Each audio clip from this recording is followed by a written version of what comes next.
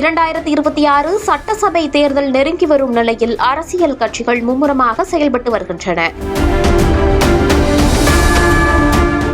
இந்நிலையில் நாளை தாவேக செயல் வீரர்கள் கூட்டம் நடைபெறும் என்றும் அதில் அக்கட்சியின் தலைவர் விஜய் கலந்து கொள்வார் என்றும் அறிவிக்கப்பட்டிருக்கிறது. இந்த கூட்டத்தில் சட்டமன்ற தேர்தல் பணிகள் குறித்து ஆலோசிக்கப்பட உள்ளது.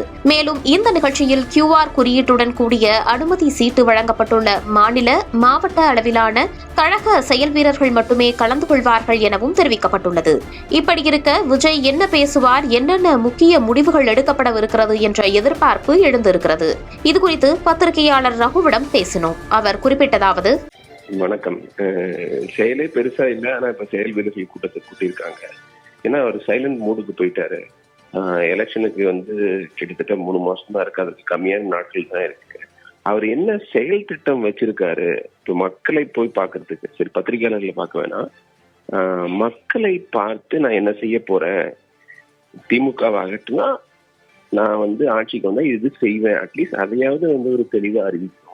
அதற்கான திட்டங்களை ஏதாவது அறிவிப்பாருன்னு நினைக்கிறேன். ஏன்னா இதுக்கு மேல டைம் இல்லையே. எல்லாருமே இப்போ ஒரு மோஸ்ட்லி தனியா தான் போட்டி போட போறாருன்னு தெரிஞ்சிருக்கு. அவருக்கு அலையன்ஸ் வர மாதிரி இல்லை. டிடிவி தினகரன் வர மாதிரி இருந்து அவரும் போயிட்டாரு.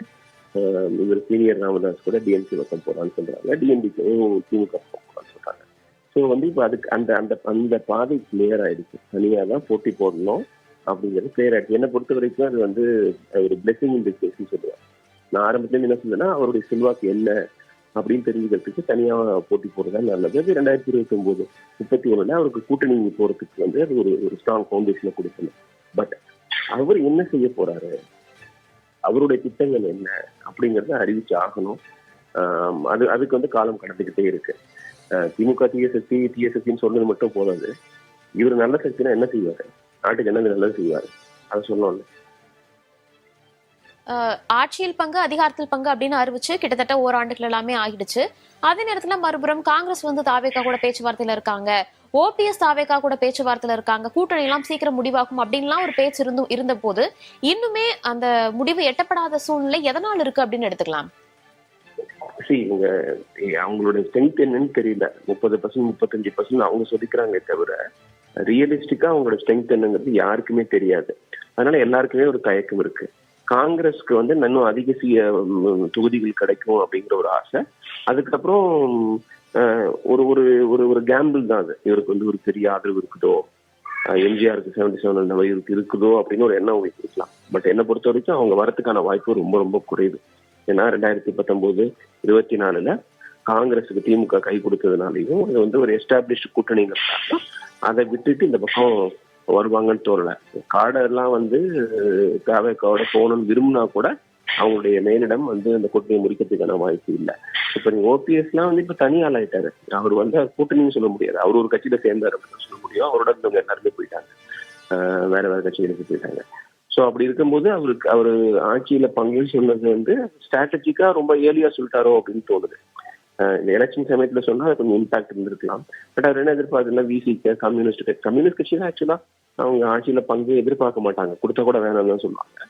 விசிக காங்கிரஸுக்கு அது ஒரு பெயிட் மாதிரி அவரு பயன்படுத்தி இருக்கலாம், அதற்கான பலன் கொடுக்கலாம். பட் பிளஸிங் இன் டிஸ்கைஸ் தான். அதை பயன்படுத்திக்கிட்டு அவர் முழு வேகத்தோட அவங்க குதிச்சிட்டாரு, அரசியல் படம்னு சொல்லிட்டாரு, ஒன் லாஸ்ட் டைம் சொல்லி அதை சாப்டர் க்ளோஸ் பண்ணிட்டாரு. அரசியல்ல முடிவானதுக்கு அப்புறம் என்னுடைய இந்திய நாட்கள் அரசியலுக்கு தான் கொடுப்பேன், மக்களுக்கு தான் கொடுப்பேன்னு சொன்னதுக்கு அப்புறம் முழு மூச்சா அறிஞ்ச வேண்டியதானே. மக்களை பார்க்கறத பத்தி சொன்னேன். முதல்ல அவருடைய தொண்டர்களை பாக்குறாரா, அவர் கட்சிக்காரங்களை பாக்குறாரா, அவங்களோட எண்ணங்களை கேட்கிறாரா, எவ்வளவு டைம் இருக்குன்னு நினைச்சுக்கிட்டு இருக்காரு, அவர் எத்தனை கூட்டங்களுக்கு போயிருக்காரு, எவ்வளவு கூட்டங்களுக்கு போட வேண்டியிருக்குது, அவங்க கட்சி கொள்கைகளை மக்கள்கிட்ட எடுத்துட்டு போக வேண்டியது இருக்குது. பட் அவங்களுடைய திட்டம் அவருடைய முகம், அவருடைய பாப்புலாரிட்டி, அதை மட்டுமே போட்டுன்னு நினைக்கிறாங்க. அது இந்த காலகட்டத்துல பார்த்து போதுமா அப்படிங்கிற ஒரு கேள்வி இருக்கு. தாவேகாவிற்கு விசில் சின்னம் ஒதுக்கப்பட்ட உடனே காங்கிரஸ் கட்சியை சேர்ந்த பிரவீன் சக்கரவர்த்தி ஒரு ட்வீட்டையும் பதிவிடுறாரு. இதை எப்படி பார்க்க வேண்டியதாக இருக்கு? காங்கிரஸ் கட்சிக்குள்ள இது ஒரு சலசலப்பை ஏற்படுத்தாதா? இப்ப டெல்லியில தமிழ்நாட்டை சேர்ந்த காங்கிரஸ் கட்சிக்காரங்களோட ஒரு மீட்டிங் வச்சாங்க, ராகுல் காந்தி, கல்கி, கேசி வேணுகோபால் எல்லாருமே. அதுல பெரும்பாலும் திமுகவோட தொடர்ற ஒரு நிலைப்பாடு தான் எடுத்துக்கிறாங்கன்னு சொல்றாங்க.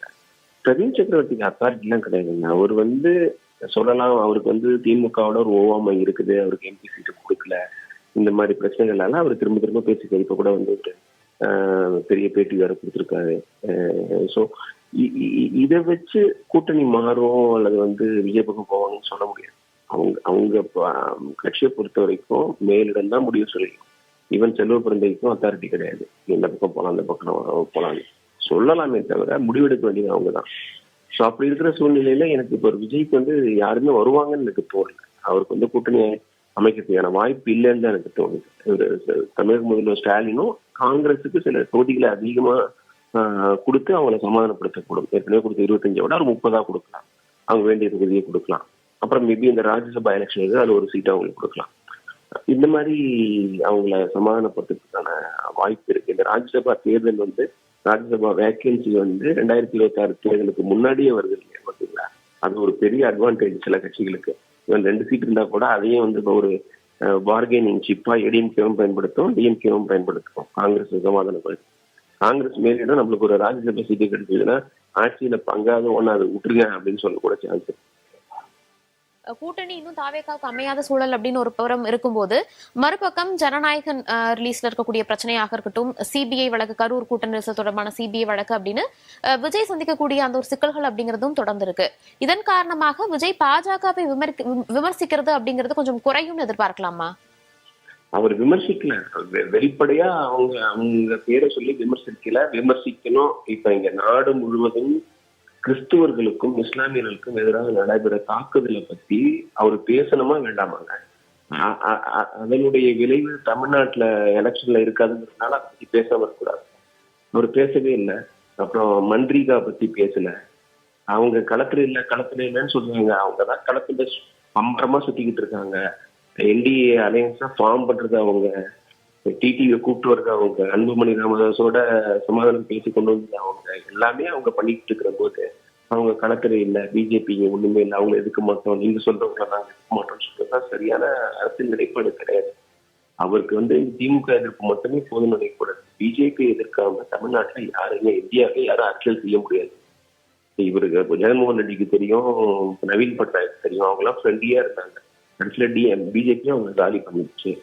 ஜனநாயகன் படம் சம்பந்தமா கோர்ட்டுக்கு போறதுக்கு முன்னாடியே அவர் பேசியிருக்கணும். அது வந்து நியாயமே கிடையாது. சிபிஎஸ்சி பண்ணது உண்மையிலேயே வந்து அனாவசியமான விஷயம். அந்த சமயத்துல அவருடைய பிரச்சனைக்காக பேச மாட்டேங்கிறாரு. இப்ப மற்றவங்க பிரச்சனைக்கு எப்படி பேசுவாரு? எனக்கு புரியுது. தனக்கு மீதான தான தர்மம்னு சொல்லுவாங்க. இந்த உலகத்துல அவங்களை பத்தி கவலைப்படாம மற்றவங்களை பத்தி கவலைப்படுறாங்க எவ்வளவு பேருங்க? அப்படி நான் கவலைப்படுறேன்னு சொன்னா அவங்களுக்கு நம்ப முடியும். ஸோ அவரு பேசி இருக்கணும். கரூர் சம்பவமும் என்னை பொறுத்த வரைக்கும் அது வந்து ஒரு விபத்து. 2 பேருக்கும் அரசுக்கும் பொறுப்பு இருக்கு, விஜய்க்கும் பொறுப்பு இருக்கு, சென்சேஷனலைஸ் பண்ண மீடியாவுக்கும் பொறுப்பு இருக்கு. இப்படிதான் பார்க்க முடியுமே தவிர ஒருத்தர் தான் வந்து டெலிபரேட்டா பண்ணிட்டாருன்னு சொல்லவே முடியாது. அவருக்கு தைரியமா பேசலாமே, எதுவுமே பேசலையே இது வரைக்கும். என்ன அவர் அந்த சம்பவத்தை பற்றி பப்ளிக்கா பேசியிருக்காரு. சிஎம் சார் உங்களுக்கு இமீடியட்டா அந்த சம்பவம் போட்ட ஒரு வீடியோ தான் ரொம்ப மோசமான வீடியோ. அதுல எந்த பொறுப்பு எடுத்துக்கல. திமுகவும் சிஎம் பிளேம் பண்ற மாதிரி தான் இருந்தது. ஸோ இந்த ஓவராலா இதெல்லாம் பார்க்கும்போது அவருடைய அரசியல் நிலைப்பாடு என்ன, அதுல ஒரு தெளிவு இருக்கா, ஒரு திட்டம் இருக்கா, தெரியல. எழுந்துக்கிட்டே இருக்கு, பாப்புலாரிட்டி இருக்கு, விசில் சின்னத்தை பரப்பிடலாம், அவருடைய ரசிகர்கள்லாம் ரொம்ப உற்சாகமா இருக்கு, அதெல்லாம் ஒத்துக்கிறேன். பட் அந்த ஃபேஸ் வேல்யூ வச்சுக்கிட்டு அவர் வந்து பொலிட்டிக்கல் ஆக்ஷனா மாற்றத்துக்காக முயற்சி என்ன செஞ்சிருக்காரு? இந்த கேள்விதான் திரும்ப திரும்ப